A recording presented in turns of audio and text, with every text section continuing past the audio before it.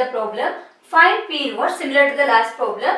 If it exists, given P is equal to matrix P is given, it's of order 2 by 2, right? You have to find the inverse of that matrix. Similarly, that here in the place of A we have P, so I can write P is equal to I into P, right? This is the first step. Then we'll write the matrix P. P is now 10 minus 2 and this is minus 5 and 1. So this will be equal to, identity matrix is 1, 0, 0, 1 into P. Next, what you have to do? You have to convert this one into a identity matrix. You have to make this as 1, 0, 0 and 1, right? First, we'll apply the operation.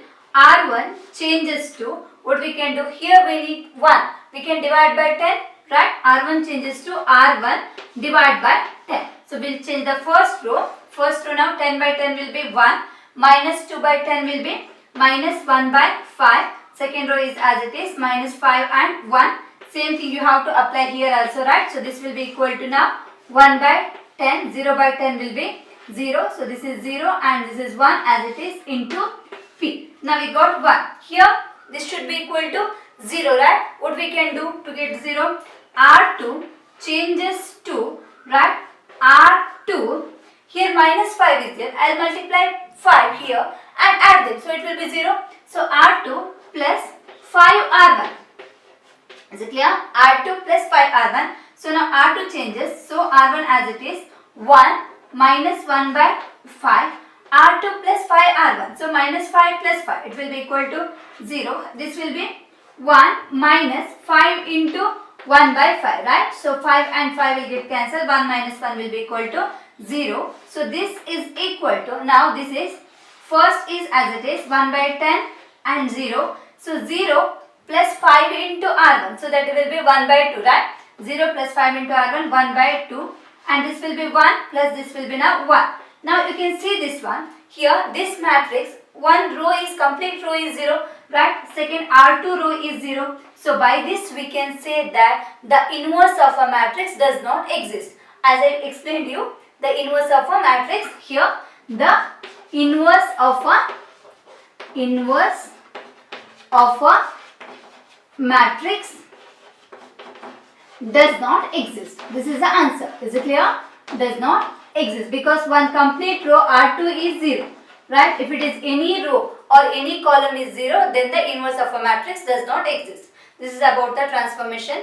Now we will see one 3 by 3 matrix. As I told you, that is not important. You concentrate only on 2 by 2 because that 3 by 3 will be very lengthy and it takes lot of time. So you can leave that problems. Okay, so far that type of question is not asked any of the examination. You can leave that. If it comes also, please don't solve that. Anyway, choice is there. You can go with the other problems.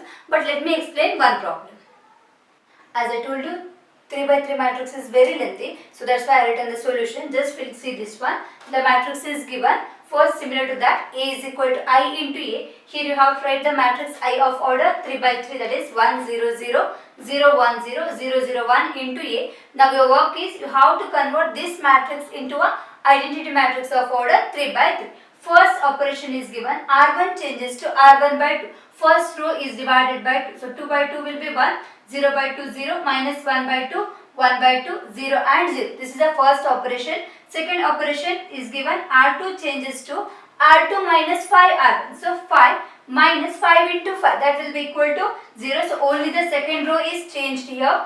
After that, next operation is given. R3 changes to R3 minus R2. So here we are changing only R3. So R3 minus R2. So 0 minus 0 will be 0, 1 minus 1 will be 0, 3 minus 5 by 2 will be equal to 1 by 2. Similarly here, we are changing the row R3. Next operation is given, R3 changes to 2 into R3. I mean the last row is multiplied by 2 because here we need the value of 1, right? So if you multiply by 2, 2 and 2 will get cancelled, you will get 1. So last row changes, that is 0, 0 and 1. Here this is multiplied by 2, so 5 minus 2 and 2. Next one, R2 changes to R2 minus 5 by 2 R3. So we change the value of R2. Is it clear? R2 minus 5 by 2 into R3. 0 minus this will be 0 only. This is 1 minus this will be 1 itself. So, yes, 1 itself. 5 by 2 minus 5 by 2 into 1. So 5 by 2 into 1, 1 into 5 by 2 will be equal to, is it clear? R2 changes to R2 minus 5 by 2 R3. So this is 0 minus 0, then 1 minus 0, then 5 by 2 minus 5 by 2. It will be equal to 0. So we got the value of 0 here. So this is R2. Next, here see 0, 1, 0 is there, 0, 0, 1 is there. Only thing is you have to change this one you have to make as 0. That's the result we had given. R1 changes to R1 plus 1 by 2 R2, right? So this is minus 1 by 2 is there, plus 1 by 2. So it will get cancelled. It will be equal to 0. So this is, we got the here identity matrix, and this is called the inverse of a matrix. Actually this chapter is completed. Now we will see some miscellaneous problems. Already I have written here. If A is equal to cos theta sin theta minus sin theta and cos theta, prove that A to the power n is equal to cos n theta sin n theta minus sin n theta and cos n theta. This is the one of the important result. Okay, you have to remember this. If it is A is this one, A square you can write cos 2 theta sin 2 theta minus sin 2 theta and cos 2 theta. Remember this result. We'll prove this one by using a mathematical induction. I hope you remember this, right? What is a mathematical induction? How many steps will be there? 3 steps. P of 1, assume P of k, then you have to prove P of k plus 1, right? First we'll consider this as a P of n. Is it P of 1 is 2? True. I have written here. If I substitute A is equal to 1, this will be cos theta, sin theta and cos theta, right? If I substitute n equal to 1. For P of 1, A is already given. So P of 1 is true, right? If you substitute n equal to 1, so this will be A to the power 1 is equal to, this will be equal to the given question. So P of 1 is true. Now we'll assume that P of k is true. Assumption is P of k is true, that is you have to replace n by k. We are substituting n is equal to k. If I substitute n equal to k, this will be A to the power k is equal to cos k theta sin k theta minus sin k theta and cos k theta. Here I have written this one. Is it clear? So P of k is true, we assume. Now we have to prove. What do we have to prove? To prove P of k plus 1 is true. That is, we have to consider n. Now n is equal to k plus 1, right? You studied this one, mathematical induction, n equal to k plus 1. So if it is k plus 1, what I have to prove now? This is equal to cos of k plus 1 theta, sin of k plus 1 theta, minus sin of k plus 1 theta and cos of k plus 1 theta. That you have to prove. Now we have considered A to the power k plus 1, right? N is substituted as k plus 1. So this is now A to the power k plus 1. A to the power k plus 1 can be written as A into A to the power k, right? You can split this one as A into A to the power k. We have the value of A. It is given cos theta, sin theta, minus sin theta and cos theta. A to the power k, you have assumed this one. We'll substitute A to the power k, that is cos k theta, sin k theta, minus sin k theta and cos k theta. Now here matrix multiplication is there, right? You have to multiply the matrix. How to? This is a row to the column. First cos theta, cos k theta plus sin theta minus of sin k theta. Next element will be cos theta, sin k theta plus sin theta into cos k theta. That is the first one. Here I have written. Next element will be minus sin theta into cos k theta plus cos theta into minus of sin theta, right? Next will be here minus sin theta into sin k theta plus cos theta into cos k theta. Here I have written the steps. Okay, here the row to the column. You know this one, matrix multiplication. Now this is of the form, see here, cos theta cos k theta minus sin theta sin k theta. This is of the form cos of A plus B, right? The value of A is equal to theta and B is equal to k theta. So cos of theta plus k theta. Similarly, this is of the form sin of A plus B. A value is theta, B is k theta. Next one will be minus of sin A plus B. A is theta. Here you can see this cos theta plus sin k theta. This is minus sin theta and cos k theta. You can take negative common, so that will get sin of theta plus k theta. What is sin of theta plus k theta? You know this, sin theta cos k theta plus cos theta sin k theta. So it will be same, right? If you multiply by negative sign. So next one will be cos of theta plus k theta. It's of the form cos of A plus B. So here you can take theta common, right? So this is cos of theta common k plus 1. Here also theta is common. So it is k plus 1. Theta is common, k plus 1. theta is k plus 1. So this is equal to a to the power k plus 1. So by using the mathematical induction, we proved that this is true. Is it clear? First you have to prove n equal to 1 is true. Then you have to assume that n equal to k is true. Then you have to find n equal to k plus 1.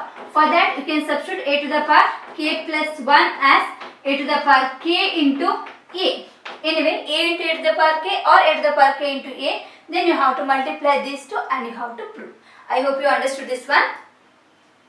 This completes the chapter. Okay, this is the last theorem in this chapter. We'll see that it is given if A and B are symmetric matrices. Symmetric means A is equal to A transpose and B is also equal to B transpose of same order. Those are of same order. Then show that you have to prove that AB is symmetric. I mean AB is equal to AB transpose if and only if A and B is commute. That is AB is equal to B. Actually AB is not equal to B, right? But in this case, if it is A and B are AB is symmetric, then AB will be equal to B. You have to prove this one.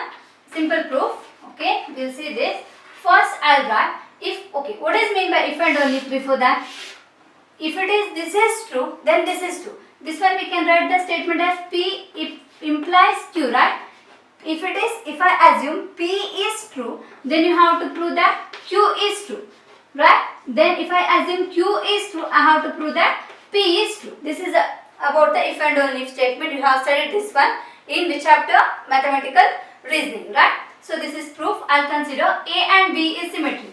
A and B are, this is a miscellaneous problem, okay? A and B are symmetric. Since this is symmetric, I can write A is equal to A dash, right?